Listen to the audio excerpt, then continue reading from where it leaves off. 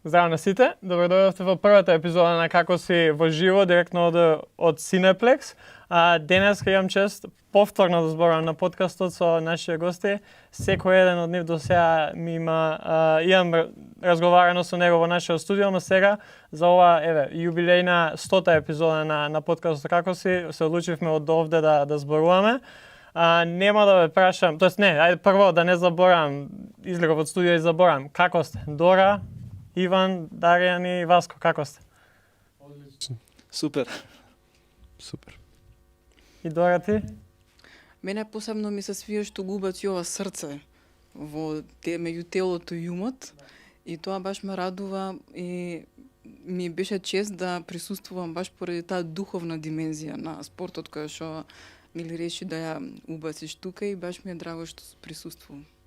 Фала ви и на вас, да, зборувавме многу, сме зборувале за ментално здравје, сме зборували за физичко здравје. Сакавме да уфрлиме и една друга димензија од едно постоење на самиот човека и на еден спортист, на еден тренер, на секој еден учесник во спортот. За тоа ќе збориме многу. Денеска имаме скоро па саат време и повеќе одвоено. Сакав прво прашање за сите, можеме да почнеме вака. Васко, ти да почнеш. Која е поврзаноста на менталното здравје и спортот? Па, мислам дека едното без другото не може, усмисол да бидете еден успешен спортист или тренер, морате да како што кажа 3D. Така. Значи морате да ги имате и трите аспекти во себе. Пред се, бидејќи во денешно време елитниот спорт и професионалниот спорт тежи кон некоја ситуација, кон некои прилики кои да кажеме и не се толку здрави, иако ние збориме дека спортот е здрав, но тука веќе можеме да ја поделиме разликата меѓу рекреативен и професионален спорт, така да за мене ето едно од најбитните работи. Па добро, во денешно време спортот драстично се смени. Значи имаме едни брзи промени кои што од самите спортисти наметнуваат високи очекувања големи за големи резултати и на некој начин тоа го менува самото темпо во спортот и кај самите спортисти. И за жал тука најголем товар поднесуваат оние млади спортисти кои што допрва треба да дојдат на онаа сцена, да се соочат со тие големи очекувања, со тие големи резултати, очекувања особено кои што настануваат од страна нели самите кои што себе они си ги поставуваат, очекувања од страна на публика, тренер, родители, пријатели така натака. И сето тоа за еден млад спортиста е, меѓутоа генерално за спортистите да кажам представува притисок. Од тука потекнува да кажам ова е еден од сегментите, од тука потекнува една потреба да кај спортистите се разговара и се посебно внимание посвети на менталното здравје, односно превенција и промоција на ментално здравје кај спортистите. И од тука, од тој аспект, можам да кажам дека менталното здравје како има значајна улога пред се во овој денешен спорт. Супер кажа колегите. Нема да без ментално нема и физичко и обратно, тие одат заедно во пакет и сметам дека колку време треба да се посветува на физичкото, уште повеќе треба на менталното здравје, бидејќи од тука започнува се. Така што ете и третиот елемент јас тука би го додал, нели, срцето или душата. Ако сакаме да го правиме тоа што го правиме, тоа што игра многу голема улога, односно тоа е тоа што не води и ќе најдеме начин да сработиме со менталното здравје, да бидеме здрави таму и преку физичка активност во спортот да го покажеме тоа што го сакаме, како го правиме. И се надевам дека мислам дека се случува малку едно двоење, сепак и игра на крајот од денот. И мислам дека порано тоа многу добро го правеле и ги гледале спортовите како игра, сега некако влегува многу повеќе аспекти во тоа и затоа има толку притисоци. Меѓутоа на крајот од денот, ако видиме дека се е само игра, помала или поголема, мислам дека малку ќе ни олесни и ќе сватиме дека ова што го правиме го сакаме прво, а потоа е игра во која што ако гледаме на долг рок, нема победник или изгубен. Сите сме победници ако сме окей. Ако сме добри. Па значи, мислам дека уште од древни времиња се знае за поврзаноста нели меѓу умот и телото и за тоа колку дека кога умот е здрав, здраво и телото, меѓутоа и обратно. Кога имаме здраво тело, имаме здрав ум. У психологијата оддамна знаеме дека сите процеси кои што се случуваат на ниво на ум, се случуваат и на ниво на тело. Значи, ако трнеме од тоа дека самиот централен нервен систем управува со сите други нели системи во еве меѓу студентите. Здраво дечки. Овие се тренери се. Значи, нели, ако зборуваме за тоа дека и самиот централен нервен систем управува со сите други системи во телото, јасна е нели поврзаноста меѓу физичкиот аспект и менталниот аспект. Меѓутоа, многу помалку низ годините и низ времето се зборувало за смислата нели на спортистот и на тоа зошто го правам тоа. Нели он пред мене кажа на крајот од денот е само игра во која што нели нема победници толку и губитници, туку треба да не е важно дали ќе победиме, туку да го правиме тоа што го сакаме.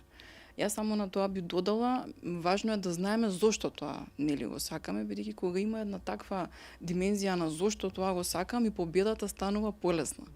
Полесно се доаѓа до победата и мотивацијата се зголемува значително на тој начин.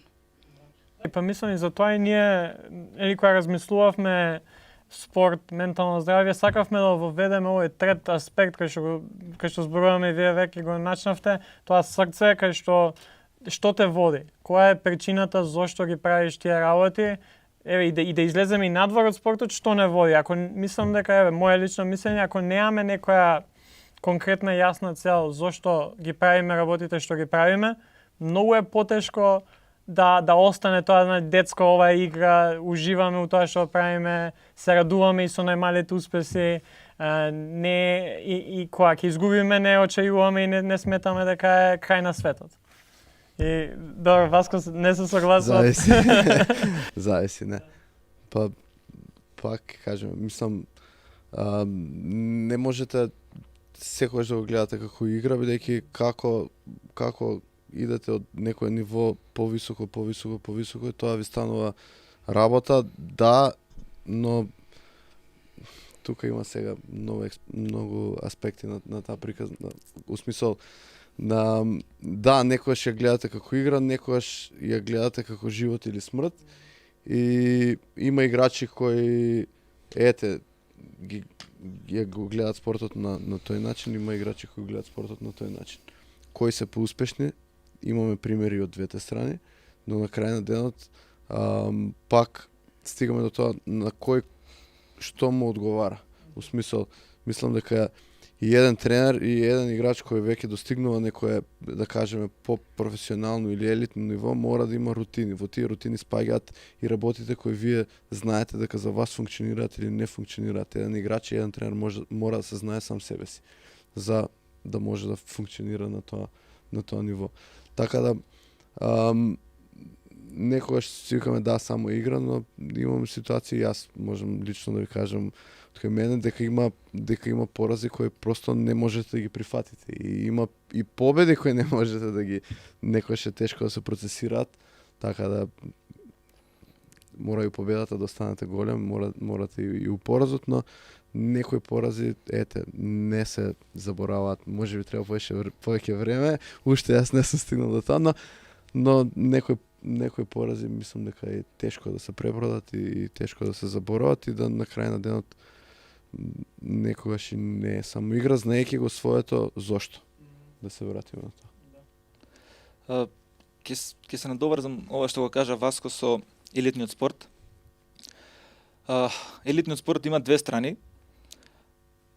Во моето искуство досегашно, во разговор со спортисти, меѓутоа и оние, да кажам, кои што се во оној елитен спорт, имаме победа и пораз. Победата некако многу полесно ја прифаќаме, особено спортистите, но поразот е оној кој што често пати знае да боли, и како што кажа Васко, многу порази се многу тешки. Со многу спортисти кои што сум разговарал, многу тешко го пребродуваат поразот. го сметаат поразот како, да кажам, крај на нивната кариера, крај на нивниот свет. Се што работеле, поред еден пораз кој што го направиле, може да значи и готово, мојава кариера завршува. Од тука, од тој аспект, она што го говориме, потребата на менталното здравје во спортот, токму се вклучува во овој елемент. Ќе кажам еден мал податок, тоа неколку пати сум го кажал, еве можеби некој што не го слушнал, ќе го споделам сега. Според Американскиот колеж за спортска медицина, негде околу 35%, сега можеби повеќе да е тоа, од елитните спортисти, значи говорам оние кои што се на највисок елитен ранг, изјавиле дека се соочуваат со анксиозност, депресија и бърнаут. Сега, тоа е она што го носи, да кажем, елитниот спорт. Ние на почетокот разговаравме, додека тука се собиравме, разговаравме за оние најголеми спортисти кои што се соочуваат со одредени проблеми. Го спомнавме Кевин Лав, да кажам, меѓу првите кои што јавно почна да говори за својот проблем со анксиозност, депресија и така натака, сето што му се случувало, начинот на кој што си помогнал. И затоа сметам дека особено во елитниот спорт треба да му се пристапи на овој начин со едукација. Едукацијата, според мене, сметам дека е многу битна, и зашто го кажам сега со елитниот спорт, за да сите оние млади спортисти во еден период од својот живот тие се спремнени да играат, да уживаат во тој, така треба да биде. Да уживаат во спортот, да го сакаат тоа. Меѓутоа, мојата улога како човек кој што работи на промоција на ментално здравје кај спортистите е да ги припремиме спортистите да знаат дека утре во нивните кариери ќе се соочат и со стресови, и со неуспеси, и со успеси, и со падови. Епак клучната улога е тука како да се соочат со тие падови, како да ги надминат и како утре да станат и да бидат на подобра верзија од себе. Да, и тоа е на некој начин, еве и ја пред некој ден ми беше поставено прашање што е за мене ментално здравје. Тој механизам, тие начини како јас да се справам со работите кои што ми се случуваат секојдневно, за спортот кога зборуваме тоа. Јас така гледам на работите кои што победа, пораз, многу е важно и Србија има таа нели изрека у победу се не понеси, у поразу се не понизи. Кај што многу е важно да знаеш како да се справи со тие работи и затоа е една од причините зашто сакаме ова да правиме е да им помогнеме на сите оние учесници од спортот, еве и на Васко тука, како да се справи со пораз, како да се справи со победа. Една од, мислам дека е една. Може би најбитната работа која еден тренер може да ги направи е да ги постави очекувањата за своите играчи. У смисол што да дефинираат што е победа, што е пораз. Кај мене во случајот имате 12 играчи, најголемата грешка кај тренерите е тие 12 играчи да се гледаат исто и да се третираат исто. Мислам дека е тоа една голема грешка. Кај нас и така е некоја, како да кажем,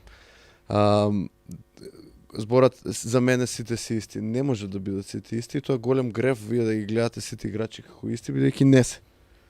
Ни еден играч, ни еден човек не е ист. Така да, очекувањата кои ние ги поставуваме пред нив мора да бидат пропорционални на тоа.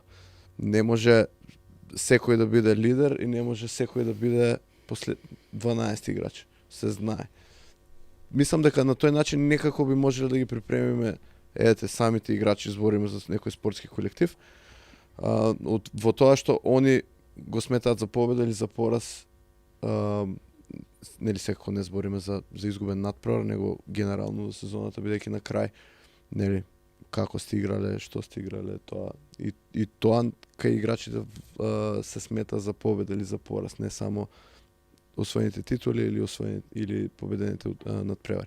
Така да, мислам дека тренерите се први кои мораат да ги припремат на начин на што ќе постават некои цели за нив кои се реални, нели секогаш некогаш ќе ги исполнат тие цели и повеќе, а некогаш и нема да ги исполнат. Така да тренерот мора да биде свесен кој играч што може да исполни и што не. Дора, прашање до тебе, како спортската психологија овде може да помогне? Еве, како еден дел од спортот, спортскиот психолог, што може тој да направи во однос да им помогне на тренерите, на оние кои што ги поставуваат работива, дали во тимски или индивидуален спорт, како тие може да им помогнат да се постават работите како што треба да бидат? Значи, уште нели кога бев кај тебе на подкастот у последната епизода у која што разговаравме, го спомнав тоа дека спортскиот психолог е десната рака на тренерот и би требало да биде така. Некој спомна, нели имаме и порази, имаме победи, меѓутоа анксиозност се појавува и депресија и сите низа други појави, кои што најмногу се случуваат поради самиот притисок кај спортистите. Иначе пред се е многу мислам спортистите се луѓе кои што често им е важна сликата за себе и впечатокот кој што го оставаат.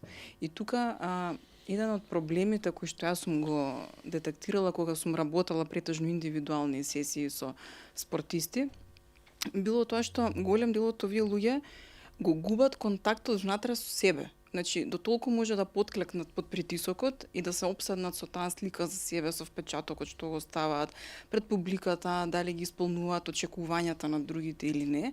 И едноставно тоа одвојување од самите себе им е еден вид на крах, кога доаѓа нели тој момент да не можат да се справат понатаму со сето тоа, мора да се вратат полека кон себе и да разберат нели дека мора да има едно оптимално внатрешно ниво на справување со стресот и на справување со тој притисок и да сватат нели дека се согласувам од една страна дека е игра, меѓутоа како што кажа и Васко, од друга страна има многу врска дали некој се бави од хоби со спорт и дали некој се бави професионално.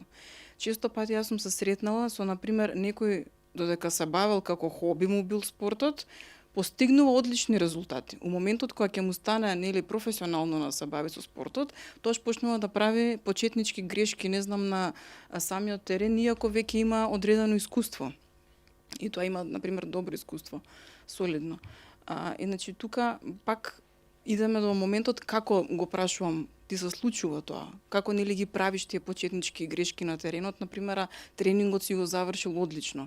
И он вика, јас во тој момент веќе постојано сум опседнат со тоа како изгледам, како играм. Значи не се фокусира на играта, туку еден од проблемите е постојано се преиспитува самиот себе, можеби што прави во моментот и го губи тој контакт внатрешен со себе, со довербата во својата спремност. Иван, ти е како можеби најдобар спортист овде меѓу нас. Кажи ми, која правиме таа разлика, која дојде да се надпреваруваш на некој попрофесионално ниво, апропо Дора сега што спомна, ја имаше таа разлика кај тебе, како ја совлада, како се чувствуваше у тие моменти кога беше, оке, ова веќе не е хоби, јас се надпреварувам за да станам шампион на Македонија? Да, имаше разлика дефинитивно. Разликата тука кај нас на нашиот надпреварување може не ја видов толку. Прв пат кој излегов на светско, тука имав еден, да речам, катастрофален настап. И веројатно тука така ме удри една реалност као, окей, ова е да бидеш професионален триатлонец, ова значи да бидеш професионален триатлонец и тогаш направив и ми се случија некои работи што баш така, како некој почетник сега да почнувам во спортот. Така да, дефинитивно кога ќе го направиме тој исчекор, каде што окей, сваќаме дека сме подобри, да речеме, од некој просек или слично во тоа што го правиме, дефинитивно влага еден притисок на околината, влага притисок од повеќе страни и веројатно таа игра што сме си ја замислувале ние до тој момент сега се менува. И како јас го надбинав, сватив дека окей, сега ова е игра на повисоко ниво. Да, изгубив овој пат, меѓутоа тоа значи дека не сум се спремил доволно и треба сега да седнам и да работам повеќе на тоа за да може следен пат кога ќе се појавам тука да изиграм подобро, да идам кон подобар пласман, така да победам и слично. Така што дефинитивно се согласувам со ова дека се случува и јас секогаш верувам дека можеме да сработиме на себе и дека има многу методологии, многу работи, само треба да сакаме да промениме нешто, сакаме да идеме кон подобро и ќе најдеме начин на овој или на оној, порано или подоцна, ќе се случи тоа, ќе ги најдеме вистинските луѓе, ќе ги најдеме вистинските методологии, Ете, тука би додал дека е многу важна тренерската улога. Ете, Васко, сигурен сум дека тоа го знае, особено во тимските спортови, каде што он ја има лидерската улога и тука го гледаат тимот него како пример, како окей, он ме води, он ми кажува на каде треба да одиме, он ми е примерот и од него треба да црпам менторство, така од него треба да црпам како да победам.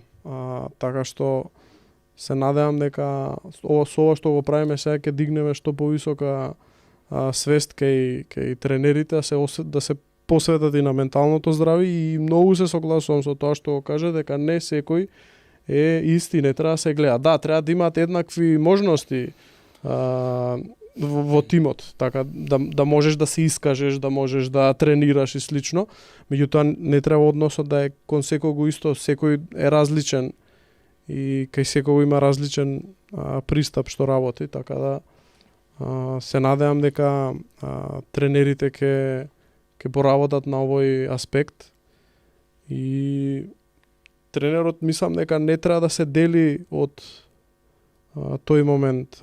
Се согласувам дека треба најдобар другар да е со психологот, меѓутоа исто така треба и он да работи на тоа. Не само еве го психологот, иди кај него ќе те среди, дојди врати се ке не, он треба колку што е тренер технички, толку треба да е и со менталното здравје, така што Васко, еве баш за ова сега што спомна, колку не знам, и двајца повеќето сме били у кошаркава, гледаме што се случува кај нас, не е толку не знам, јас сум имал ситуации кај што кажано ти не, сите се исти, вака треба мора да биде строг со нив. Колку е кај тебе она, еве предводник си на шампион на Македонија со години и како е да се двоиш од другиве и колку ти представува тоа предизвик да имаш еден стил на однесување и како се однесуваш со нив, поразличен од другиве и колку само ти е предизвик и кога зборуваш и со други тренери, кога гледаш други тренери како се однесуваат? Па никош не сум размислувал на тоа да правам работи само да бидам различен од другите, него секогаш сум размислувал за тоа што би било најдобро за тимот и за играчите во него. Секако сега сите ги збориме играчи, но мора да знаете дека и тренерот има уште 7-8 соработници негови во стручен штаб кои мора и на нив да се обрати внимание, и сега кога доаѓате во некоја таква ситуација, тренерот мора да ги пази сите, но кој го пази тренерот? Секој од нив реагира различно, секој од нив мора да имате различен пристап, тренери или играчи. Стигате до некоја ситуација каде што и јас сам себе сум се факал во некоја ситуација каде што вие знаете дека сега ви треба помош или ви треба да искажете некоја чувство или емоција, но не можете. Зашто мислите дека во тој момент не можете да покажете слабост, бидејќи во некои ситуации тренерот кога искажува некои емоции, тоа се гледа како слабост. Има моменти кога тимот може да осети некоја таква ситуација, бидејќи може да реагира позитивно на тоа, но има и ситуации кога не можете да дозволите да тимот види дека вие проаѓате низ некоја таква ситуација. Така да лично за мене тоа е најтешкиот дел. Најтешкиот дел во смисол дека вие морате да пазите што другите гледат, по другите мислам на луѓето во тимот, а во еден момент вие се борите со нешто внатре со себе и имате да размислувате и за уште 19 други луѓе. Да, она мора секојаш да биде силен. И не секојаш, ама Не повеќето ситуации мора Да. И затоа како ги бираш на пример оние околу тебе, спомна стручен штаб, и верувам дека тие можеби се од најголема помош од тие моменти. Да, еден се согласува во све со мене, другиот ми контрира во све. Така да имаме некој баланс, да. Кога го спомнавме ова со тренерот да биде силен, има уште една за мене многу важна работа кај тренерот, а тоа е тренерот да биде присебен во дадениот момент кога даден спортист ќе направи, да кажем, одредена грешка. Ќе кажам зошто што ме потикнува да го кажам. Ќе споделам два примера. Едниот пример сега пред скоро 2-3 недели над преварот од Лига шампиони помеѓу Тотенхем и Атлетико Мадрид, каде што млад играч, нели, мислам дека 22 години беше гоманот, 22 години, кој што добива шанса за прв пат, нели, да застане на голот, за прв пат во надпревар кој што доспе на финале помеѓу против екипа која што како што Атлетико Мадрид, која што игра со години, нели, веќе Лига шампиони, игра финалиња, има искусни играчи, има искусен тренер, домашен стадион, домашен, нели, на терен и слично. И од една страна е гоманот кој што добива шанса сега, нели, 20 години да се покаже, да види, нели, што може да направи. Меѓутоа, за жал, гоманот прави две грешки. Едната грешка, нели, ја прави некаде во 5-та минута, каде што им ја дава топката буквално во нозе на играчиве, они дават гол. После 9 минути од прилика прави втора грешка. Значи тие се едно по друга грешка која што се репетативни, се повторуваат. Тоа е оној момент каде што веќе играчот го губи фокусот, навлегува во тој страв што ќе се случи сега после првата грешка. И тука играчот буквално добива една гримаса на израз на лице, каде што направи сега, што се случува со мене, готово влегува во еден хаос. Тренерот го менува, излегува. Излегувањето, неговото излегување од аут линија, нели, до самата, да кажам, до солекувална, како што се покажа на видеата, беше, например, за мене многу жално да го гледам тоа, бидејќи јас сум бил спортиста, знам тоа како изгледа и ми беше жал да го гледам тоа. Сега, неговиот тренер немаше никаков пристап со него во тој момент. Тоа негативно може да влие врз неговата кариера, врз неговиот развој и така натака. Од друга страна, имам друг пример, каде што имаме Јурген Клоп, исто така еден од моите омилени тренери, во една негова изјава вели вака: има мој играч кој што прави грешка на теренот, поради неговата грешка примаме гол. Играчот тажен поминува покрај аут линијата со спуштени раменици, нели, тажен, и јас пристапувам и го прегрнувам. Во тој момент ме гледаат моите стафот, што правам јас, и јас мојата енергија и подршка му ја пренесувам него. Зошто му го правам тоа? Затоа што му ведам дека во тој момент тебе ти треба мојата енергија, тебе ти треба мојата подршка. Играчот како ми враќа после, вели он, дава гол, дава асистенција, тимот победува. Тоа е она, да кажам, пристебноста на тренерот, да во даден момент му даде таа подршка на играчот на која што му е потребна. И јас како човек, да кажем, имав можност да соработам со спортисти, да ги едуцирам, да работам на таа промоција на ментално здравје кај нив, да сватам колку таа поддршка на играчите, на спортистите им е важна од страна на тренерот. И кога зборуваме за однос тренер-играчи, за мене многу поважно е, улогата на тренерот е да те научи, нели, да бидеш добар играч, одбранбен играч, добар голгетер, шутер, техника, така натака. Меѓутоа, дали е само тоа основата?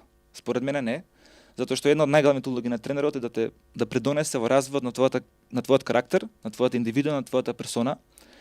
Мене не ми е битно дали ти ќе дадеш 50 поена, 30 поена, 6 голови, така натака. Битно ми е како ти ќе се однесуваш после тие 50 поена. Дали ќе ги почитуваш со играчите, дали ќе го почитуваш стафот, тимот околу тебе, човекот кој што се грижи за солекувална, за одржување на терен, така натака. Каков пристап ти ќе имаш кон него? Како ќе се однесуваш кон публиката, кон сите, односно надвор од терен, но и внатре на терен. Тоа е улогата која што тренерот треба да има, и не за џабе. Многу играчи кажуваат: овој тренер ми е како втор татко, овој тренер ме потикна, овој тренер ми даде шанса. И уште нешто што сакам да го кажам, да не го заборавам. Последен подкаст што го гледав, во кој што гостуваше Чеди Осман. Во едно интервју кажува: еден од луѓето, еден од тренерите кој што ми дава шанса беше Дуда Ивковиќ, кој што веруваше во мене, кој што ми даде можност да ги играм оние тешки минути. А сите знаеме што значи тешка минута, тешки надпревари. Зошто му го дал тоа? Зашто верував во него. Верував, го поддржав, за Чеди Осман сега станува тоа што е. Да, не, тренери имаат голема улога, бидејќи баш буквално она што спомна Иван Тикал, те гледаат како на некој начин рол модел, во тебе гледаат втор татко, во тебе гледаат некој кој што они ти веруваат уште од старт, не мора да се обидуваш да придобиеш некој авторитет, или бидејќи таму се ти си тој кој што е за нив оној кој што ќе ги води. И од тука и затоа и сме имале многу пати со Дора разговори кај што како мислам дека ние највеќе можеме да помогнеме во сферата на спорт и ментално здравје токму преку тренерите.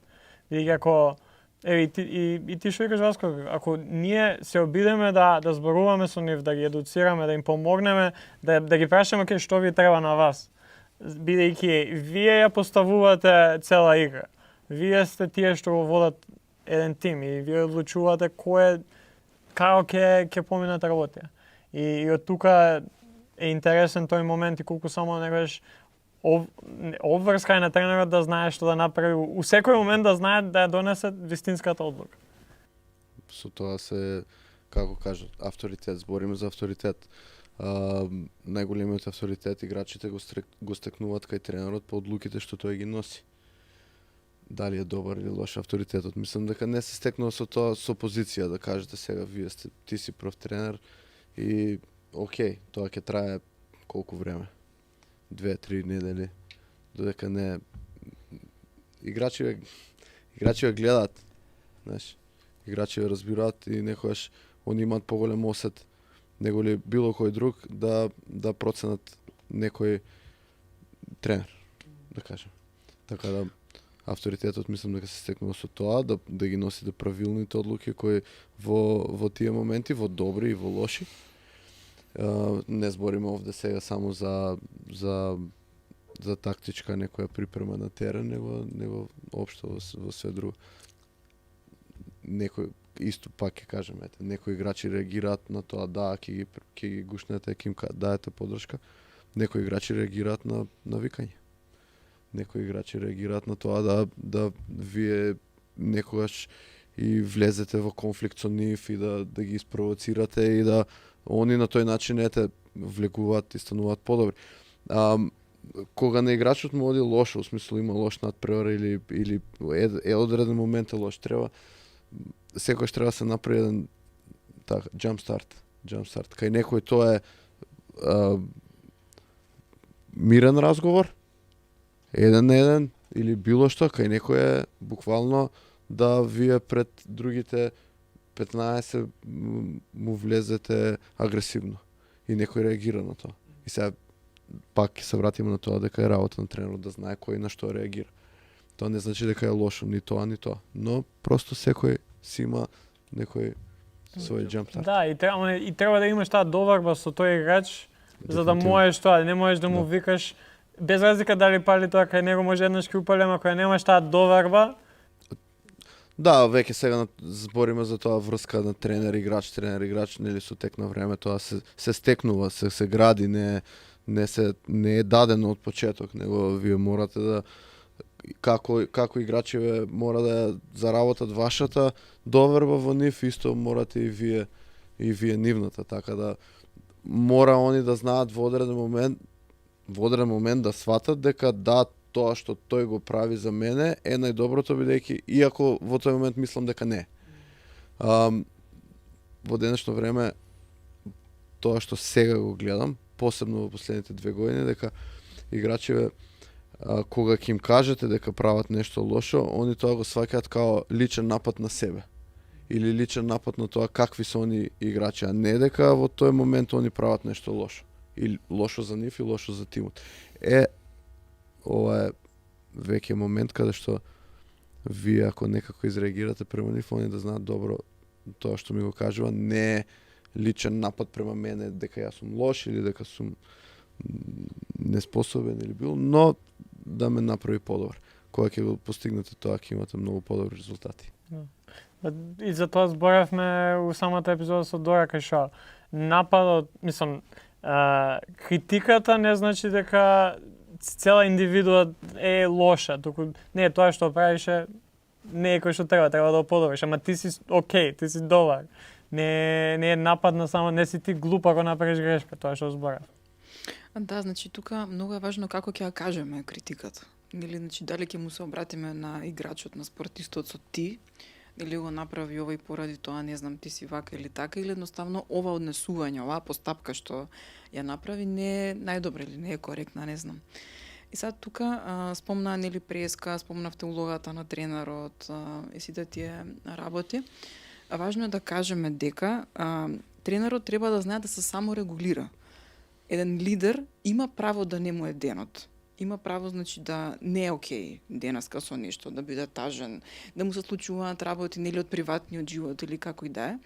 Меѓутоа е многу важно да самиот лидер си ја афирмира емоцијата, значи да го афирмира доживувањето, не да го потисне, за да не го пренесе. Така значи би знаел на свесно ниво дека го има доживувањето во себе, меѓутоа и дека умее да го тргне на страна во дадениот момент, нели во име на дисциплината што треба да ја одржи со тимот. И меѓутоа тоа е процес, само регулацијата е процес. И тоа што би сакала да го кажеме, прашање некогаш и самите тренери, значи не зборам сега за тебе или за не знам било кој, значи колку сериозно си ја разбираат позицијата на лидерството.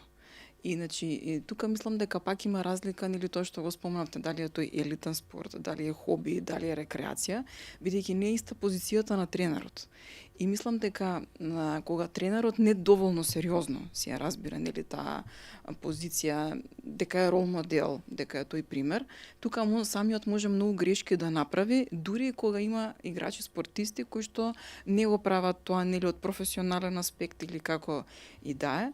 И мислам јас често знам да направам аналогија и со организацијската психологија, на пример одамна е веќе препознаено во компаниите, нели во лидерство, дека лидерството функционира по тој принцип, колку повеќе коучеви има организацијски психолози, тие компании остваруваат навистина многу поголем профит. На сличен начин тоа се случува и тука во спортот. Секој лидер многу е сличен со еден родител. Значи, родителството и лидерството имаат многу заеднички црти. И ние постојано во родителството го збориме тоа, дека родителот треба нели да знае себе да се регулира, за да може детето да го регулира. Играчите се еден вид на деца на самиот, или ако ја направиме таа аналогија родител-дете, играчите се деца за самиот тренер. И он постојано, кога се регулира себе, ги регулира и нив. И тука е многу важно, нели, како ќе го кажеме тоа, на кој начин се согласувам, нели, дека има некои играчи кои што повеќе функционираат на викање, некои други на поддршка, и тоа е пак до структурата на личноста на самиот играч, бидејќи има луѓе кои што се палат на провокација. И кога некој ќе им викне, нели, повеќе од онака авторитарно што се вика, го тригерира оној момент во нив на докажување. И они сакаат да се докажат после колку се способни и колку можат, сега ќе видиш ти јас што ќе направам, нели. И тоа функционира кај нив. Меѓутоа кај некои други може тотално да се демотивираат и нели да се повлечат и да нема позитивен аспект. Така што нели тоа моментот на поддршка и моментот на мотивација како го даваме, и дали бидејќи самите спортисти у голема мера се луѓе кои се компетитивни. Они сакаат да се докажуваат нели во тоа дека се добри, во нив постои внатрешна црта на карактерот дека тоа е така. Значи, инаку не случајно би го одбрале спортот. На крајот, на краиштата, секој таму некаде од нив сака да победи. Да. Иван, колку е само поразлично е во индивидуален спорт? Таа улога на тренерот, таа улога на некој кој што од страна на некој начин ќе ти помогне да оствариш перформанс кој што ти од самиот себе си задоволен, ама и перформанс кој што ќе ти донесе резултат. Па не знам сега дали не сум бил дел од тимски спорт и сега да кажам точно која е разликата, може само да кажам во однос на индивидуалниот спорт како е. Сметам дека е доста блиска врската, затоа што да речам може по приватни работи се споделуваат, затоа што се влие на тренингот, на надпреварот и слично. И сега, не знам, секој дневието си го споделувам со тренерот. И многу тука влие тој да е човек од доверба, да верувам јас во него дека може да им помогне како за тренинг, така и за некои тешки моменти низ кои што минувам. И да не биде као, окей, ова е тренингот и тоа е тоа, не можеме да мрдаме, ништо да правиме. Така што има голема улога врз успехот и тука би додал дека исто бидејќи нема во индивидуалниот спорт нема тиммейт, немаш некој тука до тебе. Може некојаш да имаш некој со кого тренираш, конкретно за триатлонот малку е тешко тоа бидејќи се три спорта, прашање треба да се скомбинираат. и ако го немаш тренерот да ти е поддршка во тешки моменти, нема кој да ти извлече. Вака во тимот, знаеш, има 5, 6, 11, 12, 20, 30 луѓе. Некој ќе дојде, ќе те повлече, ќе бидеш тука во екипата, а во индивидуалниот спорт е малку различно. Јас сум имал тренинзи по 5-6 сати сам.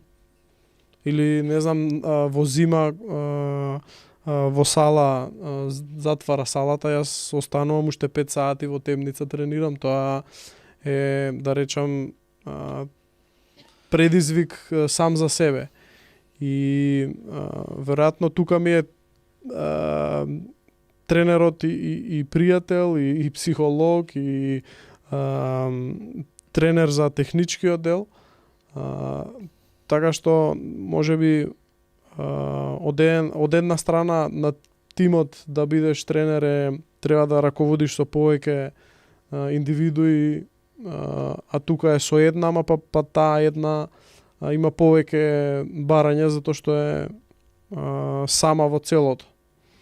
Така што не знам, можеби таа некоја паралела, али дефинитивно не е лесно да си тренер и би сакал тоа се повеќе да се развива, да се развиваат тренерите како индивидуи.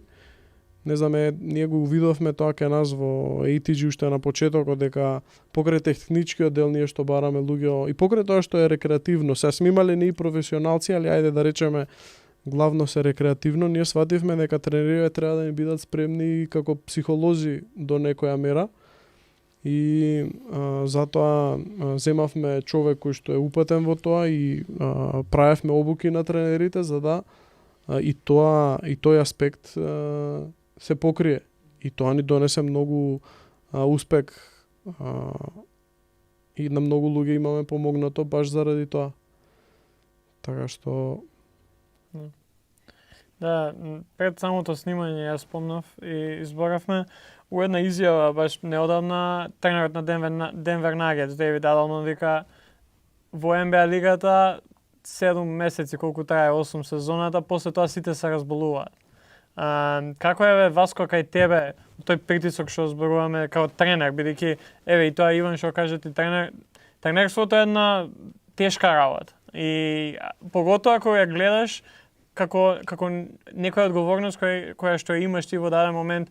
Добро, тоа го спомна, ти си еден лидер. Зошто, мислам, како ти се утекот на една сезона, сега те фаќаме баш пред почеток на онај најтешкиот дел од сезоната, што тебе ти помага за да можеш да се оддржиш во самата сезона и како после таа сезона, од која сите кидат на одмор, ќе ги испратиш малце глава, нема да те боли од нив. Кои се некои работи што ти ги правиш, а кои што ти помагаат во сето тоа? Рутини. Пред се мора, како што кажав претходно, еден мора да се знае себе си, да знае кога, во кој момент нешто му треба или не.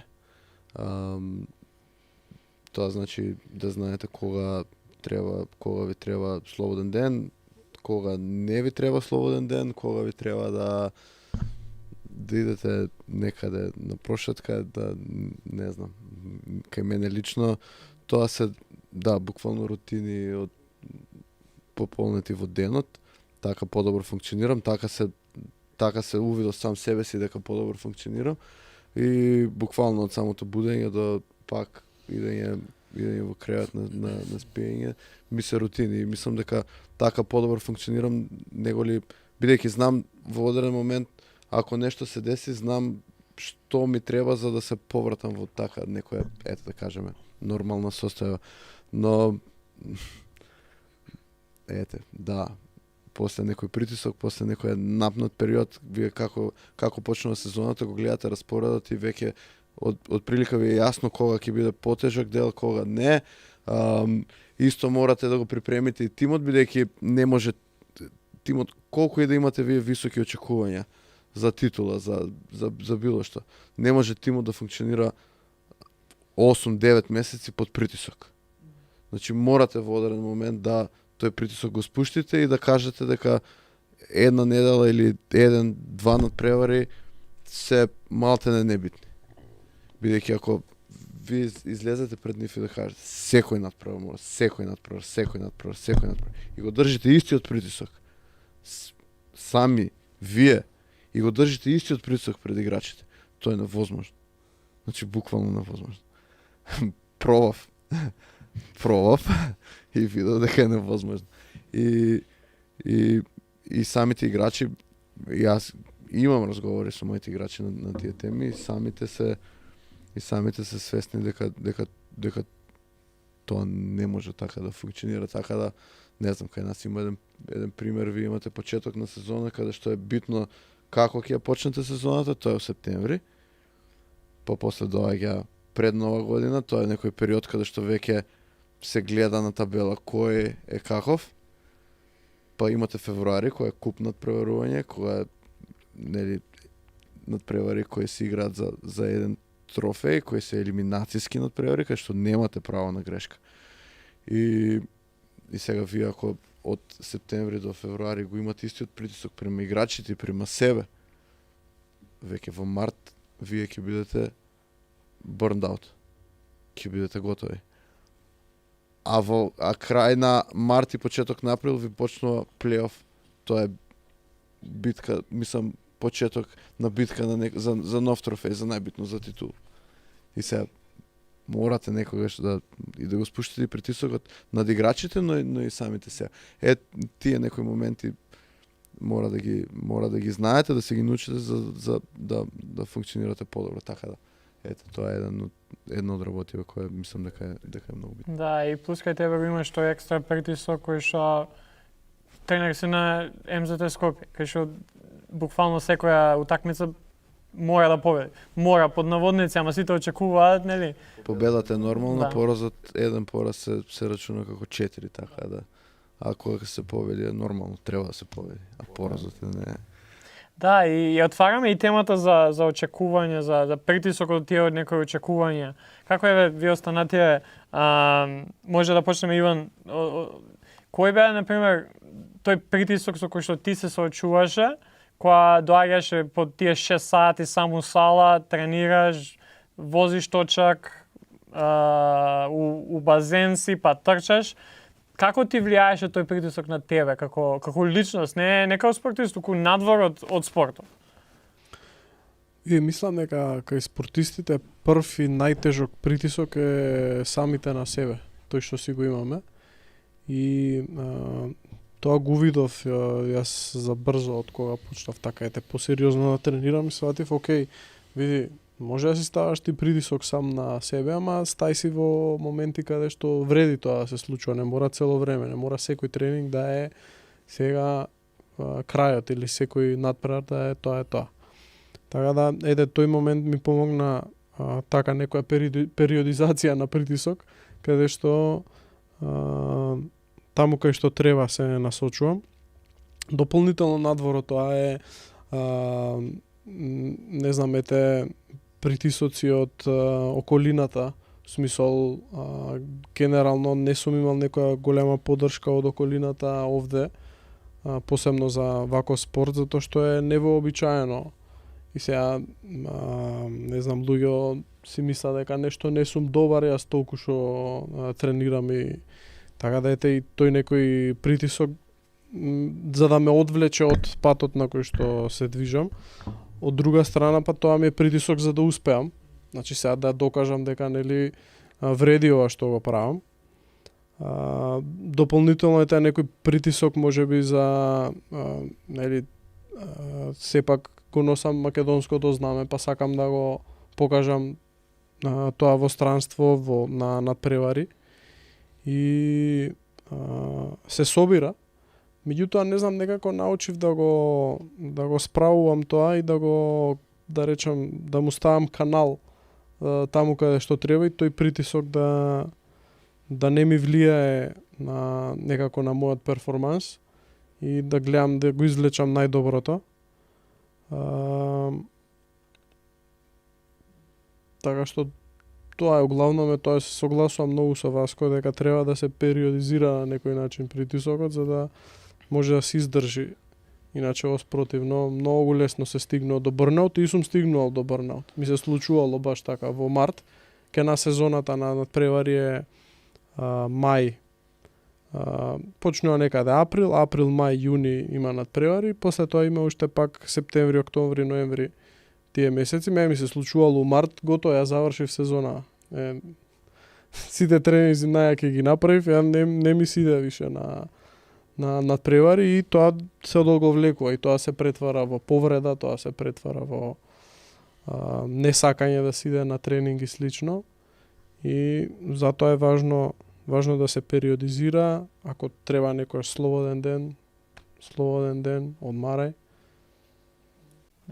Дора и Даријан, вие работа со спортисти и со млади луѓе кои што се во спортот, а не од она дали као тренер или као учесник, како гледате на притисокот и каков ефект има врз самите учесници од спортот? Ајде, Даријан, нека каже прво. Благодарам. Па вака, во досегашно моје искуство, во соработка, да кажеме, и комуникација со доста спортисти, млади спортисти, моје некој сваќање и моје некој гледиште дека очекувањата секогаш се поврзани со целите, бар до сега моето искуство така покажало. Поставувањето на тие некои многу високи нереални цели, кај самите спортисти знае да ги подигне очекувањата на едно повисоко ниво, и ако тие цели не ги исполнат тие спортисти, тогаш доаѓа ризикот многу поголемо разочарување. Меѓутоа, од друга страна, ако пак одиме во насока да поставиме цели кои што се реално остварливи, цели кои што можеме да ги оствариме, тогаш, да кажем, ризикот од да не се појави, да не се реализира тоа очекување ризикот е многу помал и разочарувањето ќе биде многу помало. Едно истражување имам читано кое што се вели дека на некој начин очекувањата представуваат стресор кој што може да влијае на перформансот кај спортистите. Доктор Джим Лоер, еден од најпознатите спортски психолози, кој што своевремено има работени со Новак Џоковиќ, во едно интервју вели стресот не го избегнувајте стресот. Поканете го во вашиот живот, бидејќи на тој начин растете, односно стресот кој што ви го предизвикуваат очекувањата. На тој начин растете, созревате. Меѓутоа, секогаш треба да внимаваме на кој начин ги поставуваме тие високи очекувања, за да, како што рече Иван и Васко, да не се доведе до таа една фаза на прегорување, затоа што фазата на прегорување може многу лесно да стигне кај спортистите, особено кај оние млади спортисти кои што сакаат сега сакам да постигнам се, особено да кажам негативна слика е она што се промовира на социјалните мрежи, ќе погледнеме да кажеме ево вие млади играчи на 19, 18, 17 години кои што веќе прават милионски договори, за нив се пишува на огромни наслови така натака, постигнуваат, ќе кажат, резултат преку ноќ, не е баш тоа резултат преку ноќ, и сега ќе дојде некој, да кажам, спортист кој што не игра во некоја таква лига, ќе сака, еве, пример, да го достигне Јамал. И сега имам моите очекувања да го достигнам Јамал. Меѓутоа, не секогаш, како што вели Том Брейди, не секогаш исходите зависат од самите нас. Тука има многу фактори на кои што ние треба да се фокусираме. Она што од нас зависи, тоа е нашата работна етика, начин на кој што пристапуваме кон задачите, како работиме, како размислуваме, како функционираме, колку сме вложени ние во тој цел процес. И затоа сметам дека за да го намалиме тој ризик од разочарување, од некои високи очекувања, пред се треба да се фокусираме на тоа да си поставиме цели кои што се да кажам реални, кои што може да ги оствариме, и да се го поставиме на прашање што го зборевме претходно, дали ова што го правам јас го правам за себе и навистина сакам да го правам. Многу често ми се случува и мене кога сум тренирал јас кошарка, е едно искуство, ми се случува мене кога јас сум тренирал кошарка, да ми биде многу поважно мислењето на луѓето околу мене. Зимам топка, на пример, ми дава соиграч топка и сега јас не гледам да се фокусирам на надпреварот, него одма гледам што се случува на трибина. Дали ме гледат татко ми, дали ме гледат другарите, дали ме гледат пријателите, дали ме гледат тренерот, што ќе каже он со тоа движење што ќе го направам, и едноставно јас се базирам на сите нивни очекувања, а моите очекувања ги нема никаде. Односно, јас не сум тука присутен. И затоа секогаш гледам да го правам на вистина што го сакам, на тоа да се фокусирам и да си поставиме цели кои што се реални, кои што реално може да ги оствариме. Тоа е некој моје гледиште. Океј, значи се слагам со тоа баш Даријан што го каже. Мислам дека тука више доаѓаме до прашањето притисокот секогаш се справуваме со одреден стрес или притисок и кога ќе дојдеме до тој момент треба си го поставиме прашањето што ми е смислата. Или кога знаеме што ни е смислата и кога знам зошто го правам одредено нешто, справувањето веќе со стресот и со притисокот е многу полесно. И сега не е ист мотивот кај сите играчи, кај сите спортисти од кои што поаѓаат во нештото, нели? Дали некој ќе го прави тоа за да се докаже дома на мајка му и на татко му зашто некој има очекување? Еве, например, јас сум имала ситуација каде што родителот воедно и тренерот. Мислам, многу проблематична ситуација, се работеше за девојка што е тенисер. Значи, родителот е воедно и тренерот и нивната комуникација, меѓу другото како родител дете, воопшто ја нема. Значи, целата таа тренерска улога и родителската улога. Значи, е многу погрешен пристап и во самиот воспитен процес како родител и како тренер, нели, после. Да, во случајот девојчето ни самата веќе не знаеше зошто тренира, дали тренира поради таткој или тренира поради самата себе. Значи, тука е многу важен мотивот и всушност секогаш некога доаѓаме до степенот на бърнаут за било што во животот, нели тука во контекст ни спортот, е секогаш моментот кога ние сме се изгубиле себе. Значи, одеднашка нешто мене ме нема, јас веќе не знам кој сум.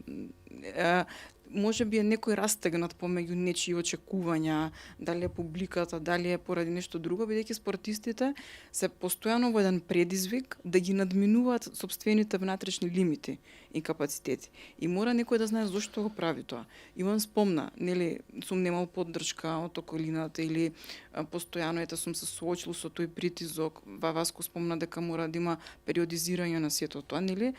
Затоа психологијата викаме дека мора да има еден оптимум. Значи, да имаме да имаме оптимум за да постигнеме максимум. И тоа единствено можеме, нели, да го направиме, тоа е всушност рецептот на адаптацијата. Значи, тоа се вика адаптација и нели нема да успее да победи најсилниот, ќе успее тој што најдобро ќе се адаптира. И кој што најдобро ќе знае да направи проценка на ситуацијата, тоа е, нели, дел од самата стратегија. Една стратегија се заснова на проценката. И тука е многу важно, нели, да знаеме зошто, нели, го правам тоа. Да знам дека го сакам тоа да го направам, нели, од љубов, од срце тоа одредено нешто да го правам, бидејќи секогаш кога е таа целта, кога е љубовта, нели, целта поради која што тоа го правам, резултатот ќе дојде. Не, нели, на друг начин ќе дојде, после стратегијата е само техника. Да, и на резултатот гледаме различно. Тоа Васко Переска што спомна што е успех. Знаеш, кога ќе го представиш успех за еден играч кој што можеби нема никојаш да биде во стартна петорка, ама ако успееш ти на еден начин да му го пренесе, чекај, ова е успех. Ја од тебе ова очекувам. Е многу поразлично тој играч да влезе во таа екипа и да очекува сега да биде главен. И кога ќе успееш да, знаеш, кога го правиме тоа од правилна причина, без разлика за кој таа причина било што и да биде правилна, многу е полесно тоа да се свати, да се стави во некоја перспектива и да се така да се однесуваш, и многу полесно ќе ти биде да се справиш со притисок и со неуспехот и со успехот, бидејќи колку ја мислам дека успехот некогаш е многу полош од неуспехот. За изградба на една личност и за еден спортист. Бидејќи тоа е, барем го имам приметено, кај што одредени спортисти многу повеќе ќе научат од еден неуспех и ќе бидат подобри за година, 2, 3, тие да го достигнат својот врв, отколку нонстоп да победуваат, ама никогаш тоа да не го гледаат како шанса за да станат подобри, да се надоградат. Зависи, ви имате некој кој потешко е да се задржите на врвот, него ли да стигнете до врвот. Така да најголемите спортисти во светот ние ги рачунаме тие кои останале таму, кои биле таму. Така да, за некој поразот можеби е поголема лекција, но морате да сватите и другата мораме да ја сваќаме и другата ситуација кога некој е прв или најдобар долго време, мислиме дека тоа е нормално. Не, тоа не е нормално, тоа е многу тешко. И тоа е многу потешко него ли другата таа некоја ситуација. Но да, мислам дека треба како што кажав, за секој еден да се знае што е за него победа, што е за него пораз, и мислам дека моментално сите тимски спортови тоа најдобро се гледа во ракометот, бидејќи ви имате играчи кои играат само одбрана, играчи кои играат само напад, играчи кои штираат само пенали, играчи кои се во одредена улога дефанзивна или офанзивна. И сега публиката кога гледа, го гледа само тој што дава голови. Кога гледате вие надпревар во сала или на телевизија, нормално го гледате тој што дава голови. На крај, кога завршува надпреварот, пишува кој е дал највеќе голови. Но не го гледате тој кој одиграл одбрана или тој кој одбранил пенал или така натаму, но за нив тоа е победата. Победата за другите е колку голови дали. Така да тренерот после надпреварот и него му кажат супер, одигра фантастично одбрана, другиот му вика супер, ти даде 10 гола. Така да тоа е еден, според мене моментално најдобар пример од сите тимски спортови е там, бидејќи имате играчи кои играат во различни правци. Знаеш, ова беше, да кажам, доста интересен момент сега што го спомнавме со спортистиве и пристапот кој што го имаат они кон неуспехот. Имав една ситуација со млад спортиста, неколку месеци поред веќе, да кажам, комуницираме, разговараме, се сочува со неуспешни обиди, тренира, ќе влезе на надпревар, тука е блиско да даде гол, меѓутоа од областа на ракометот е, тука е меѓутоа дали ќе погоди статива, па дали ќе направат фаул, па блиско е тука е, сеќа време се соочува со тој некој неуспех. И ме прашува еднаш, добро, што да направам сега? Како да го сватам неуспехов? И јас му реков, пробај од секој неуспех да извлечеш барем една најосновна лекција што ти останало во глава од, да кажам, од тој шут, како завршил во статива, чекор што си го направил, движењето така натака. И после неколку дена ми вели, знаеш, вика, во право си, вика, секој вика движење кој што го правам, почнам да го анализирам.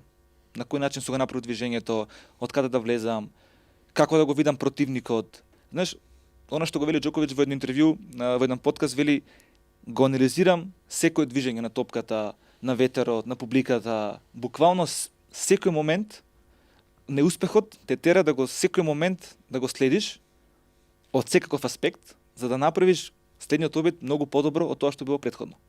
Коби Брајант во една многу добра изјава вели вака: во неуспехот ги има сите одговори и информации. И тоа го кажува после поразот, мислам дека од Бостон, кога изгубија, како цела ног размислувал зошто изгубиле, што се случило, и вели секој шут кој што ќе го шутнев, грешката која што ќе направев, кој ќе го промашев шутот, анализирав што е проблемот. Дали ми се нозете криво наместени, дали техниката на шут не е како што треба, балансот не е како што треба. Научив како да се носам со тој неуспех. И многу познат психолог, спортски психолог, Бил Бресвик, кој што има работено со играчи од Манчестер Юнайтед, вели вака, вика, ќе се случува неуспех кај спортистите, кај сите вас ќе се случува, и ќе погрешите, и публиката, и пред публиката ќе се застрамите, меѓутоа, вие со тоа ќе се соочите. Зошто? Затоа што сте силни, затоа што вие сте прифатиле да бидете личноста која што може да се носи со тој предизвик. И на тој начин тој така ми пренесо пораката. Кај нас, мислам дека, и не само во спортот, и генерално, неуспехот се дефинира како нешто што е крај на светот. А моето сваќање, моето мислење и во мојата работа и во све што сум работел до сега, неуспехот ми представува само еден чекор до некој нов следен успех. И кога така сум го презентирал тоа и пред спортисти, особено пред младите спортисти, некако многу полесно го прифаќаат тоа и уживаат во тоа што го прават. И мораме некако на тој начин да го презентираме тоа и да ги подготвуваме играчите. Еве Дора од нејзин аспект, стручен аспект, како да кажам, во тој аспект, соработката со спортски психолог, начинот со комуникација со спортски психолог, со нас, вака да кажам, сите кои што сега го разговараме, припремајќи ги спортистите дека неуспехот ќе биде составен дел од нивниот неуспех. Што вели Кемил Лав во едно интервју, 15 години сум во НБА, нели освоил една титула. а кај се сите тука други порази што се случуваат и така натака. Значи некогаш ќе имаме повеќе порази неголи успеси, меѓутоа тие порази те носат до успехот. За крај, веќе преку сад време збориме, ќе вклучиме и ако имаме прашање од публиката, ама сакав еден фасцинантен податок у последниот месец дена, два, за кој што многу зборам и сакам да ослушнам вашето мислење, тоа дека нели на само што завршија зимските олимписки игри е најголем успех и најдобар успех направи Норвешка. Најголема сензација во Лигата на шампионите во фудбал е буквално норвешки клуб. Од никаде некаде кај се појавува и игра предобро против екипи кои што имаат 10 пати повеќе пари. И моментот што сакам со вас да споделам и да слушам баш индивидуално мислење ваше е тоа дека системот во Норвешка, самиот спортски систем е поставен така да до 13 години не се гледа резултат. Сите се победници, се учат на како да се забавуваме докога играме спортот, како е правилниот начин на играње и учество у спортот и дека важно е да темелите да бидат правилни, да не бидат ние се до 12 години водиме екипа кошарка и целта ни е да станеме шампиони на Македонија до 12 години. Што вие сметате на таков еден систем поставен на некој начин основа за која ќе дојдеш ти во ситуација да доеш во тие години кај што ќе треба да се специализираш, дали ќе идеш кошарка, дали ќе идеш триатлон, велосипедизам, што и да е, тенис, ракомет, колку е важна таа основа и како вие, што сметате за таков еден систем на поставување на спортот како почеток? Ајде, мојот мислење и мојот став е создавањето на тој некој менталитет, слобода на делување, слобода на размислување, менталитет на победник. Меѓутоа не менталитет на победник дека мора да се освои победата по секоја цена, туку да се она што јас сега може да го гледам и знам за кој тим зборуваш и пристапот кој што го имаат они, начинот на кој што тие пристапуваат со тоа дека јас не одам нели да како мораш да победиш. Одам да го дадам најдоброто од себе. Таквиот пристап го намалува притисокот, дека јас морам да освојам победата по секоја цена. Не, јас идам да го дадам најдоброто од себе, да се потрудам, да барем една секунда ако имам на терен, да го дадам она најдобро од себе што може да го дадам. И на тој начин се дава некоја слобода, тоа е моје мислење, се дава некоја слобода кај играчите, кај спортистите, да веруваат во тоа дека тие може да направат промена, да веруваат во тоа дека тие можат да делуваат и да донесат вредност и за клубот. Меѓутоа, она што сакам да го кажам, создавањето на победнички менталитет или тоа што е всушност победник. Не е победник само некој што ќе крене трофеј во рака или некој што ќе биде нели шампион. Победник е некој што знае како да се носи со поразот, како да се носи со победата, да подаде рака, што каже и Дора лидерството, што е многу битна особина, утре не само во спортот, туку и низ текот на кариерата, и низ текот на животот, и да секогаш да сака да се надоградува и да учи од грешката. И да преземе одговорност. Тоа што го збориме во летниот спорт, да, има слобода, играј, меѓутоа биди спремен да преземеш одговорност. Тука е клучот на менталното здравје, да те научи, грижата за менталното здравје, да те научи како да се соочи со таа одговорност која што треба да ја преземеш и да дадеш се од себе.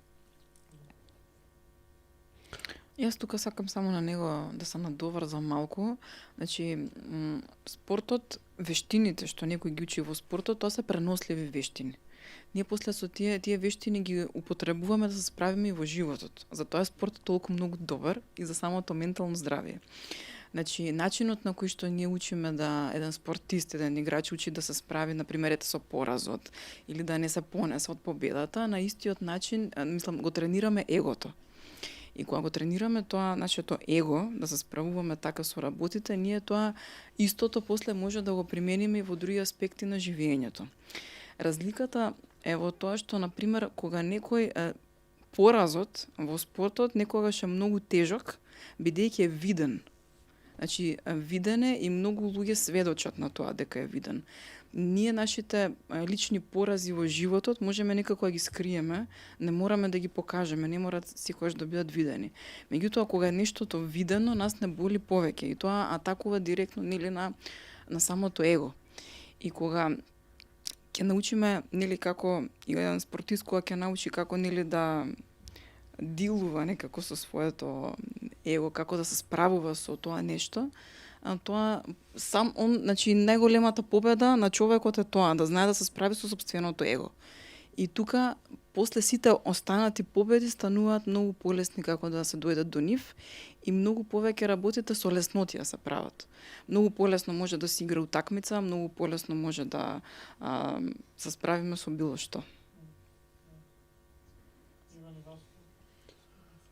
Па, сега, мислам дека пред се, за ако конкретно зборуваме за некои промени кои би требало да се десат кај нас, дали ние можеме да земеме пример од тоа ти што го спомна мало место, држава нели помала, без таква голема традиција. Да, дефинитивно можеме да извлечеме нешто од тоа, но можеме да извлечеме нешто и од, да кажеме, поголемите. Ние треба и како спортски работници, како луѓе кои се поврзани и работат со спортот, мислам дека имаме една одговорност да ги започнеме промените. Промените во смисол да прво увидиме кои ни се проблемите и да почнеме работа на нив. Така да не можеме со сигурност да кажеме дека ако до 13 или 14 години ние креираме некој систем во кој нема да има победници или поразени, дека тоа за нас е добро.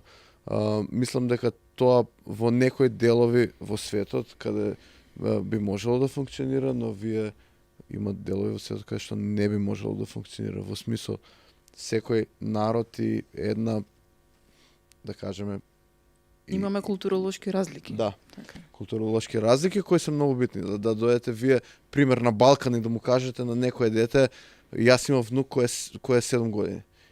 И сега он тренира кошарка. И он нема појма што значи победа или пораз, но знае кој од неговите другари на тренинг дал повеќе кошеви. И за него тоа е предизвик. И он иде на таму и сега некој ќе го носам на тренинг и ми вика, денеска ќе дадам повеќе од него. Знаеш, и сега ти да му кажете на него, не, денеска не ги броиме кошевите. Мислам дека за него за тоа ќе биде пораз. Мислам дека за него тоа ќе биде поразително. Додека ако идете во некоја друга култура, тоа би било сосем окей. Така да мислам дека ние мораме да работиме на некој систем и да најдеме некој систем кој би одговарал лично према нас овде во Македонија. И Норвешка, иако може е помала земја, има сериозна спортска култура и долгогодишна спортска култура, имаат и систем, имаат и знаење, имаат сериозни тренери таму, сериозни научници имаат на спортот. Така што тоа нормално е да вроди со плод, со ваков плод. Јас знам по триатлонци, најдобрите триатлонци меѓу другото се од Норвешка. И кажуваат, види, у мојот град не е лесно да те препознаат затоа што сите се шампиони. У мојот град сите се шампиони. Сега јас со мојот спорт или треба да сум најбољи у свет, значи да сум светски првак, или никој нема да ме знае, пошто има многу други у други спортови што се светски шампиони. Така што не е случајно ова што се шири сега и низ другите спортови што го прават. И во однос на децава што не се специализираат до 13 години, јас сум го размислувал ова и сметам дека е до некаде добро. Убаво е да знаат и децата да идат и на повеќе спортови и се согласувам со тоа дека треба вистински да научат техниките, ориентација да им се направи за секој спорт, како функционира и слично. И се тоа да биде што повеќе преку игра. Меѓутоа, после 13-тата година веќе треба да се влезе посериозно, попрофесионално за тие деца кои што сакаат тоа да го прават. Меѓутоа, не значи дека ако некое дете не сака да го прави тоа, не треба да знае за тоа. Тука имаме, мислам дека ние многу голема грешка. Јас гледам и по школиве, гледам и по приватни и по државни школи. Не се гаи спортската култура воопшто. Не се објаснува некоја теорија барем. Што е фудбалот, што е кошарката, како се игра, што се игра, некои основи од гимнастика и слично. Него имаме математика, биологија, тоа ќе ни донесе успех утре и тоа е тоа, као толку е. Треба малце да ја свртиме, да се дигне спортската култура во однос на тоа, без разлика дали детето утре ќе биде врвен спортист или не. Па тоа сакав да го кажам преска, кога ја спомнав колку тренерот сериозно си ја сваќа, нели, задачата. И мислам, поточно ствари тоа го мислев, нели, за нашата култура тука, за Македонија, кога нема сериозност, кога не се доживува сериозно спортот, а кај нас во Македонија искрено мислам дека многу не се доживува сериозно, така ќе бидат и тренерите, мислам, Васко, извини, не мислам на тебе. Меѓутоа, голема мера, мислам дека голем дел од тренерите, самите они тоа го прават поради некое хоби или да си го пополнат времето или нешто друго. Значи, за да имаме таков успех, како што рекоа нели другите пред мене, е многу важно прво сериозно да го сватиме тоа и да сватиме дека треба и самата држава и самата земја, значи, да издвои средства за тоа. Значи, мора да биде високо платено, нели, за некој да може професионално, вистински да се бави со тоа и да живее од тоа.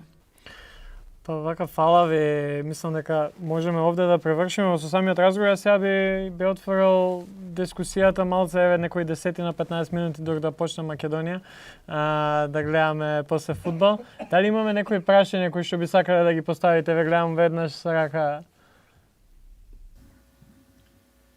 Значи, моделот на специализација рана, што не почнува Норвешка, не почнува Канада. Сега се применува во целиот свет. Почнувајќи од Хрватска, Србија, па дори и Босна и Херцеговина. И нас имаме проблеми со тренерите. Значи имаме рана спортска специализација, а не ги учиме темелот, фундаменталните физички вештини, кои се делат на 3 групи. Тоа се локомоторни, нелокомоторни и стабилизациони. Едеме многу рано, значи ако не ги научиме ние буквите, тоа не е едукцирано со тренерите кај нас, не може да пишуваме ниту зборови, ниту реченици, ниту состави. Таа спортска, значи, може да се занимава со еден спорт, меѓутоа треба да има широк спектар на движење, основите, тие се развиваат до 11 години, односно до фазата на пубертет. Ако не ги совладаме фундаменталните движечки вештини, после пикот на раст, тие веќе никогаш не можеме да текнеме во животот. Кај нас огромен број на спортисти ги нема совладано на високо ниво фундаменталните движечки вештини. И кај нас треба да работиме на физичка писменост. А што значи физичка писменост? Тоа значи има одредена компетенција, рековме, фундаментални движечки вештини, мотивација, самодоверба и одредени познавање самиот спорт. Децата се делат во две групи. Тие што ќе бидат таленти, ќе идат во врвниот спорт, другиот ќе бидат насочени во целоживотно занимување на физичка активност. Значи, многу е битна едукацијата и пристапот. Кај нас имаме многу спортски школи, немаме стручен кадар, немаме спортски психолози, за жал, доволно, кои што работат. Види на филозофскиот факултет нема специализација за спортски педагози.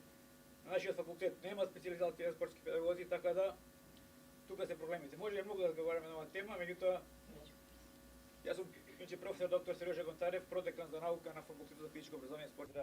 Фала ви. Да, баш еве некое прашање моје од самото, фала ви на излагањето. Колку е потешко, еве Васко, можеш ти да кажеш колку е потешко ти да му помогнеш на еден млад играч 18-19 години кој што си го земал во екипа и да му помогнеш да ги научи некои основи кои што гледаш дека фалат, а ако тоа го споредиме со имаш играч од 30 години кој што е во екипа, колку е потешко тоа да се направи? Дали може тоа да се направи? Некои работи може да се научат и да се поправат до одреден момент. После одреден момент, збориме години, веќе се потешко до невозможно. Кога збориме за деца, помлади деца, Мислам дека најголемиот проблем пред се настанува кај нас во школите како образовни институции, не како школите кои се стрикно дефинирани за спортови, пример во кошарка или во фудбал, бидејќи вие ако некое дете го носите 2 пати до 3 пати неделно на тренинг специализирано, да кажеме, за фудбал, тоа е како прво ќе има многу мал ефект, додека во школите, ако тоа се работи секојдневно со професори кои учеле школа за тоа, мислам дека ќе има многу поголем ефект. Сега, вистинското прашање за мене би било не кон тренерите во клубовите, него кон професорите во училиштата. Колку се работи, како се работи и кој работи со тие деца, да кажеме до 11, 12, 13 годишна возраст. Мислам дека прашањето лежи таму. Не збориме тука за специализација, нормално дека дете на 12 години не може да кажеме дека е фудбалер или кошаркар или ракометар, освен ако не е некој вундеркид. Но во да кажеме во некој тој образовен процес кој кај нас знам дека можеби е пропишан како треба да изгледа, но исто така знаеме дека во школите не се исполнува тоа како што треба да биде. Мислам тоа е реалност. Тоа на нас сите ни е јасно. Сите сме имале часови на физичко кога ја мојот професор до физичко до 8 оделение не знам како изгледа. Да. Еве ти ја топката. Сум сигурен дека и сега е исто, да. Така да се фокусираме малце повеќе и на тој дел, а не само да кажеме да, тоа дете доаѓа да игра фудбал или кошарка и сега тренерот не го научил. Мислам дека до некоја одредена возраст повеќе поголем товар би морал да падне на образовниот процес во Македонија. Да. Може. Че ние сме едина земја на Балканов, каде што воведовме физичко образование со специјалист од прво за четврто одделение, член мој проект, каде што моментално веќе функционира и моментално чекаме да се подобри ситуацијата, што гледаме пред 4 години беше многу послабо, часовите се заменуваат со други часови, меѓутоа сега Извинете, на тоа мислев кога го кажав. Значи сега чекаме да се направи систем кој што ќе функционира заеднички. Образовниот систем, заедно со спортскиот систем се направи модел кој што ќе функционира на глобално ниво. Добиеме резултат, бидејќи ете го копираме моделот на Словенија, мала земја која што има врвни спортски резултати. Што можеме да го имплементираме во нашите услови. Имаме соработка одлична со и со хрватите, и со словенците, и со некои други развиени земји, така да Зошто е Америка водечка сила во спортот во свет? зашто е водечка сила? Да. Па е многу Освен инфраструктура и се друго. Кина има друг модел на работа. Таму има да кажеме ќе земат 1000 гимнастичари од кои ќе ги уништат 800, ќе станат инвалиди и ќе успеат тројца четворица. Не идеме ние така, не идеме хумана општество, мала земја. Не можеме тоа да си го дозволиме ние. Има огромен број на боксери, да кажеме, у Америка, или кошаркари огромен број. И од квантитет ќе извади квалитет. И сме мали, не можеме таму, мораме словенците строго ги лабораториски ги подготвуваат спортистите. Не идат на голем квантитет, како Кина. Од Кина девојчињата, ако сте гледале, тоа е нехумана работа, спортот. Гимнастика ги ништуваат. Да, фала ви. Стефан, имаш прашање, повели. Вака прво мал контекст ќе дадам за една моја ситуација, па ќе поентирам со прашање до некој од гостите. Ја и Ѓорги се дружиме во аматерски рекреативен тркачки клуб, трчачки клуб. Јас обожавам да трчам, многу убаво се чувствувам кога трчам. И пред некои 10 години, во мојата младост, кога телото можеше да издржи повеќе и појак тренинг и све, сум направил некои си за мене окей времиња, меѓутоа уште бркам подобри времиња кои што сум си ги зацртал дека тие треба да бидат. Со тек на време, со работа и со темпото на мојот лајфстайл што малце е по-другачи, навечер седам преку ден спијам и така натаму, не можев повеќе да го пратам темпото на тренинг и комбинирано со некои здравствени проблеми, јас се убедив сам себе дека веќе толку не можам да трчам ја јако на некое си за мене прифатливо ниво и се изречија самите тренинзи. И траеше долго време. до кога до лани да речеме, јас седнав и реков, абе чекај, ти уживаш да трчаш, ова тука се чувствуваш најубаво, оној ранерс хај, ја не одам да трчам само заради окей, ментално здраве, да не мислам на проблемите или да ми олавају од проблемите, него оној ранерс хај баш убаво се осеќам. И во текот на изминатаа година, тој трчачки клуб беше и дел од моето рекавери. Океј, ајде да се запишам таму, да се дружиме, да идеме, патило зима, па океј, загадене воздухот, кидам у теретана, ќе тренирам. И во текот на целиот тој процес, кај што ја им кажам на другарите, повторно се заљубив во трчањето, затоа што ми кликна дека тука се осеќам најубаво. Оваа година, мислам оваа сезона еве стартував со подобрување на личните рекорди од пред 10 години. И сега и на полумаратон и на 10 километри, и сега на седмо небо сум јас супер, ама моментално уживам во тоа што овие се добрите денови, а не да поминат па да речам старите добри денови кои беа. И сега ја имав таа среќа да ми кликне, да поентирам со прашање. Прво до Иван ќе се обратам, ете и ти си и трчаш и пливаш и бајк.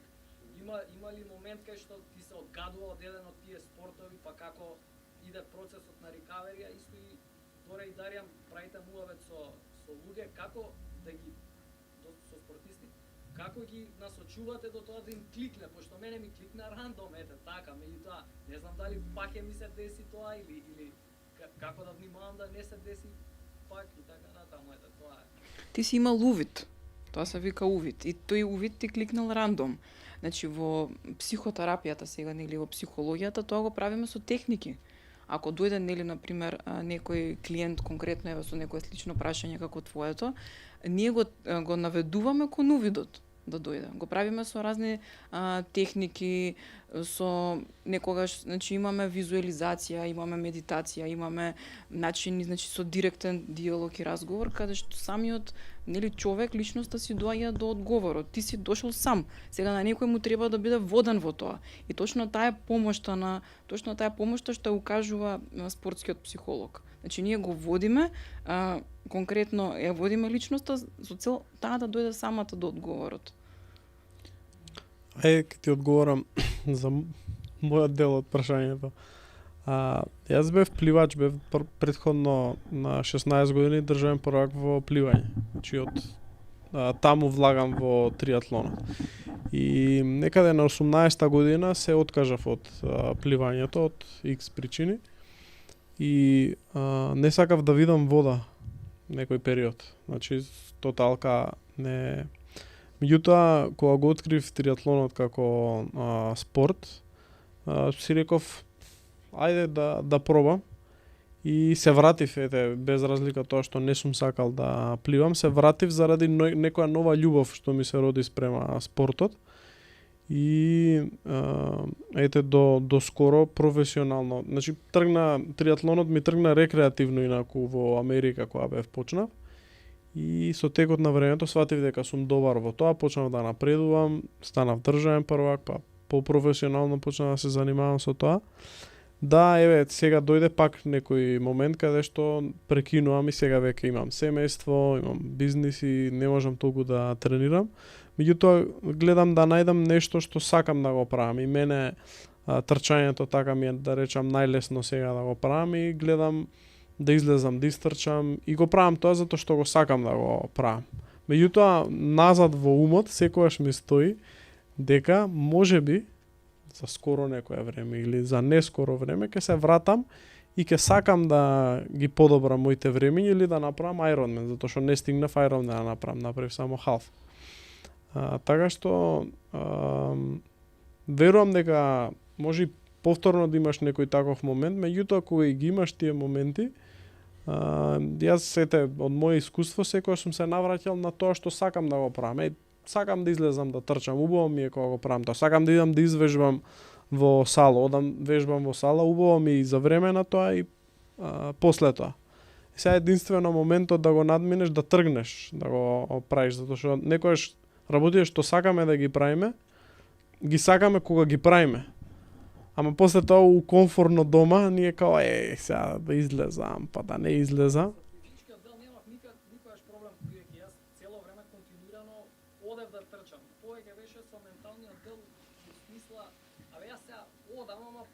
лично онака знам дека под наводници знаев дека не можам да го правам тоа за мене некој појако.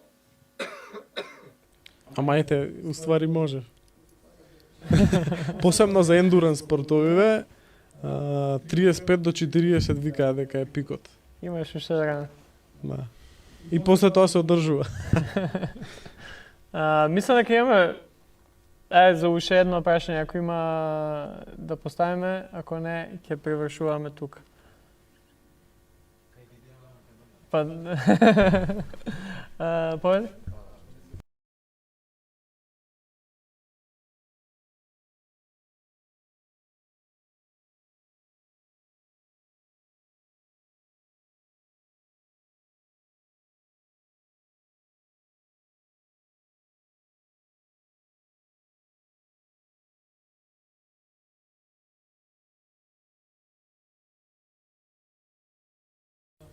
Васко, можеш ти да почнеш тоа. Како ти гледаш секојдневно, како социјалните медиуми влијаат врз твоите играчи и врз тебе, ако можеш да...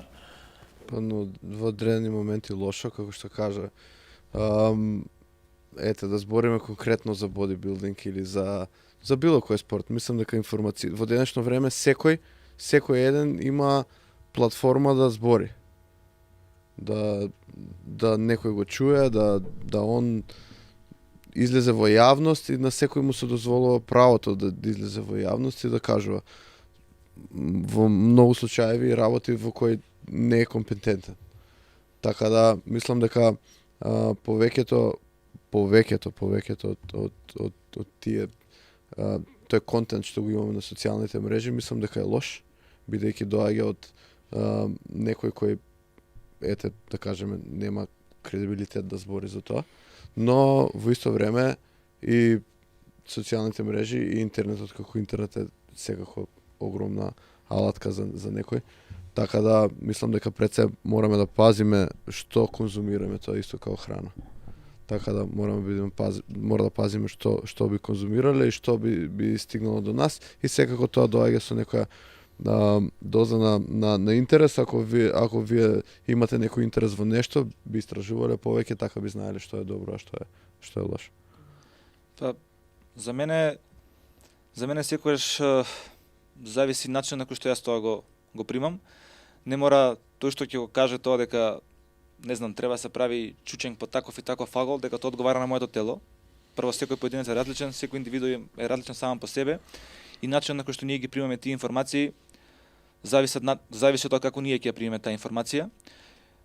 И секогаш гледам да тргнувам од тоа да користам извори на информации кои што се веродостојни, кои што се проверени, кои што однапред, ако јас ја добивам таа информација преку социјални мрежи, секогаш гледам да ја проверам веродостојност на таа информација, за да знам како да ја применам, како да ја прифатам и потоа како да ја пренесам пред публиката со која што или пред луѓето со кои што се работувам, затоа што денеска се сложувам, има многу луѓе кои што немаат компетенции, а говорат за тоа за кое што говорат и особено ова е многу, да кажем, ризичен период за младата популација која што многу лесно ги прифаќа тие совети, кои што претходно не се одобрени, не се признаени, тоа може негативно да влијае кај младите, меѓутоа секако има многу позитивен ефект, каде што познати спортисти, успешни спортисти, луѓе кои што поминале одредени тешкоти во својот живот, се соочиле со успеси ги пренесуваат пред јавноста и има искуства кои што покажува дека тоа мотивира, инспирира и поттикнува. Јас се согласувам. Тоа би додал дека има доста едукативна содржина на социјалните медиуми, меѓутоа треба да го изфилтрираме тоа и да видиме дали е тоа некој извор кој што е веродостоен. Ако сакаме нешто повеќе да научиме за тоа, треба да истражиме малку повеќе. Еден рил од 15-30 секунди не знам колку ќе ни каже и колку би го земале за факт. Меѓутоа, дефинитивно влијае, јас имам фитнес центар, дефинитивно влијае на луѓето тоа и ми се случува да доаѓаат луѓе и види овој шо вика, пуштаат рил од 15 секунди, викам добро, окей, све супер, ама сега тука има, едукација од наша страна, за да тоа да кажеме окей, да, правилно или не е правилно, или можеби е правилно, меѓутоа ние за тебе конкретно, за ти тоа што го бараш, сметаме дека ова е добро. Така што е супер платформа за тие луѓе што сакаат да пренесат добра информација, за тие што сакаат да ја примат, меѓутоа исто така и е добра платформа за обратно. Така мора да сме внимателни и одговорни како со сите други аспекти од нашиот живот, како што сме одговорни или неодговорни со нашето јадење, со хигиената.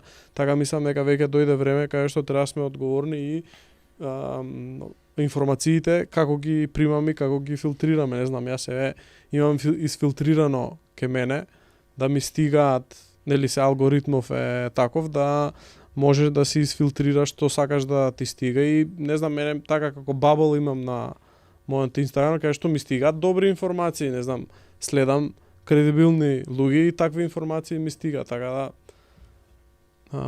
не значи дека не сме изложени, не сум изложен јас конкретно на глупости, меѓутоа сметам дека е одговорно и треба да си ја земеме одговорноста да го филтрираме тоа и да не веруваме на се што ни се сервира. Ја би завршил овде. Ви благодарам уште еднаш за гостувањето, за искажаните ставови и мисли. Фала ви на сите што дојдовте. Уште еднаш ќе ве потсетам, ако сакате да го скенирате кодот, да дознаеме нешто повеќе за вас и што вие мислите за спортот и менталното здравје, поготово кај нас у Македонија. И за крај, као и секоја епизода, нема да ве оставам така, со што или кое прашање би ги оставиле сите овие наша публика и тие што ќе ве гледаат за некој месец-два кога ќе искочи самата епизода, кое е вашето прашање кое што сакате да им го поставите, да си го размислуваат после оваа епизода? Најтешкото за крај, ја ве чекам, да. Па, зошто сакате да го правите тоа што сакате да го направите? Што ве мотивира да го правите тоа што сакате да го правите? Слично нешто беше. Да, јас во таа насока размислувам. Ја тоа и го поставив кога бев кај тебе. Да. Можеме групно прашање. Да. Дора, имаш нешто? Исто. Значи групен проект, Значи Групно прашање. Да. Групно прашање. Фала ви уште еднаш, па се надевам ќе се видиме у некоја наредна прилика кај што ќе збориме за други некои работи кои што и те како се важни. Јас тоа секогаш размислувам и со Сандра и со Сашко, но со зборим ги повтараме истите работи у секоја епизода, ама мислам дека е важно да се повторуваат работите, баш како што кажа ти, Иван, да го направиме тој бабл, ако е бабл кој што ќе ни даде можност ние да напредуваме, да учиме и да растеме, тоа е супер бабл на крај. Да. Фала ви, па сега можеме да идеме да гледаме Македонија.